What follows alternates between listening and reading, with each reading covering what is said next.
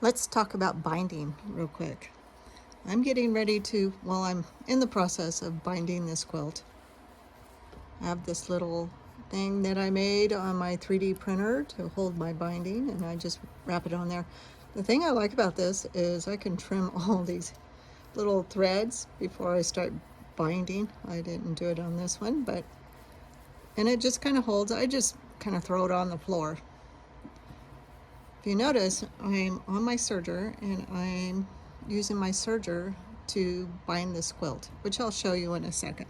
I prefer to machine bind my quilts if I'm giving it to somebody because they get washed a lot and it just holds up better and it's faster.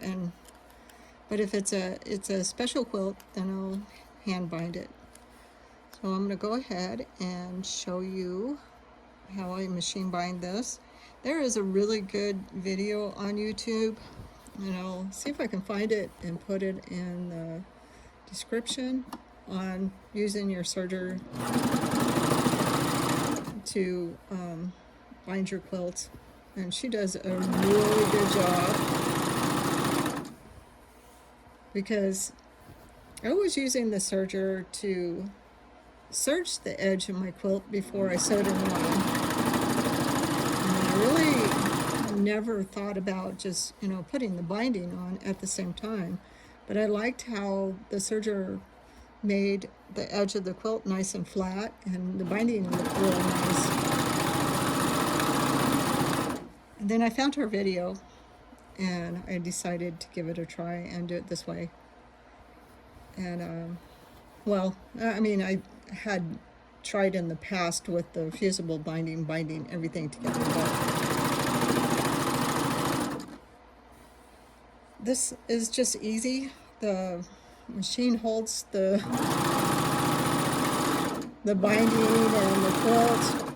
I mean, I am working on a 24-inch wide table here for my serger, and it's working pretty good. I got it kind of laying on the other machine over here, but so here's the, you're just going to put it on like you normally would, and you're going to come down to the corner. And what I do is I just come down to where it's going off the edge and then sew it off. And it's going to look like that. And then I just take my scissors. Now she does it a little bit different in her video, and you're going to probably see that. And I just clip the threads to about the same width of the stitching, like that, so that I can turn it.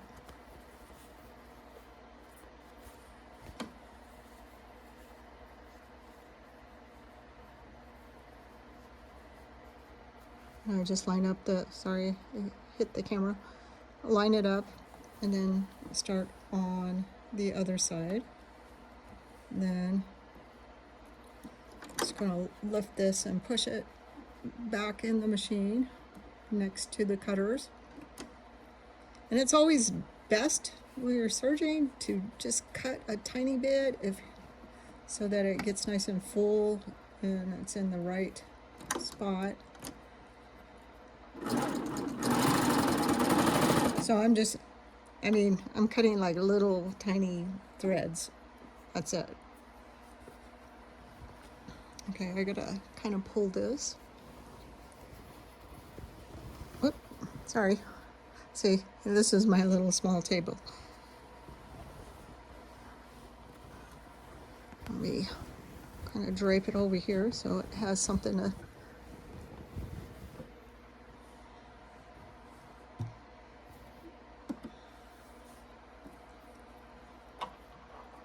A little bit of thread on the quilt here. There we go. And then just line it up. And I'm just stitching right next to the cutter. And it's just really easy to do. It's easier than doing it on the sewing machine, even though I have a nice, beautiful walking foot on my baby lock. that does a really good job. This is still easier, and it always comes out a lot better.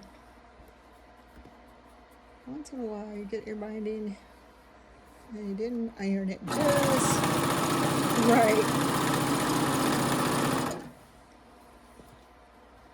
So I'm getting close to where the binding needs to join.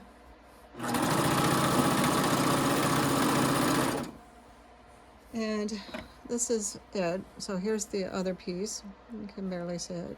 And I'm just going to leave about that much opening and just come off. And then I'm going to join these on my sewing machine and then come back and finish the rest. So here's my quilt, and I have these two long binding pieces. So most people don't like this part of joining the binding. I find it really easy. I used to hate it because I tried to follow other methods and I just didn't like it. You have to find the method that's going to be the one you like. My method may not work for you.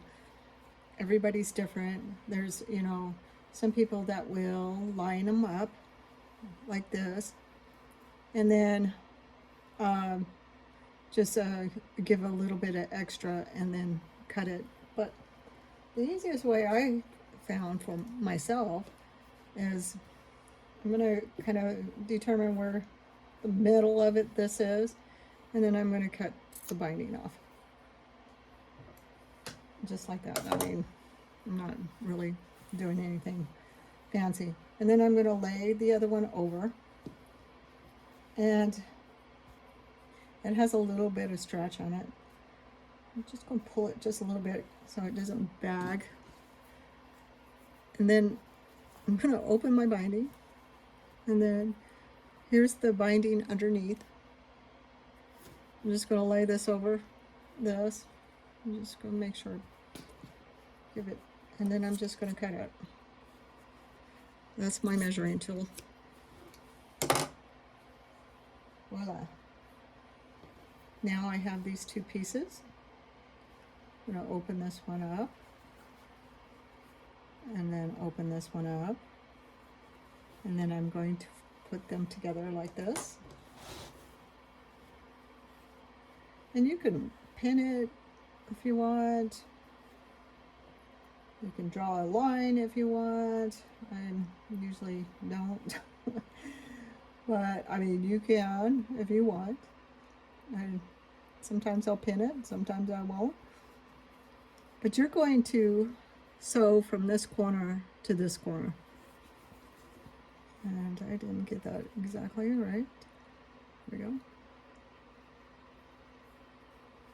And if you don't know where the corner is, you can mark it if you like.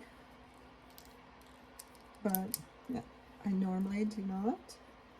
And I still don't think it's, yeah, there we go. So it really, let me just mark it for you so that you can see what is happening.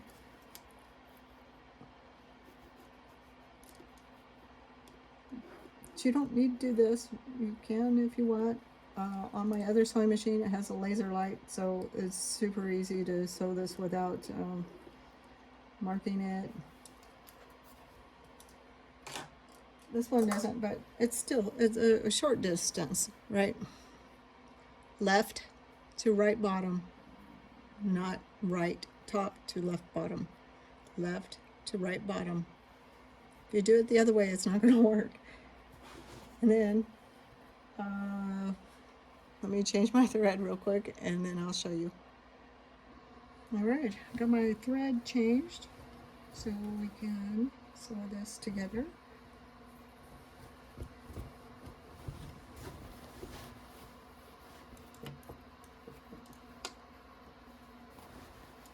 So just kind of fold your quilt in half. You can use a clip or whatever it is that you need. All right. Simple as that, right? And then just take your little pins out. And before you cut anything, check it to make sure. Let me zoom out a little bit. That it's going to fit correctly. If not, then take it out and adjust it. But most of the time it's going to come out just like you want it. And then I just cut this excess right here.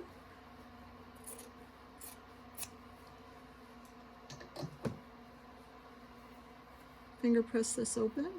You can take it to the iron if you want, but just like that. And then I'm going to take it back to the serger and finish serging this spot that is not sewn down.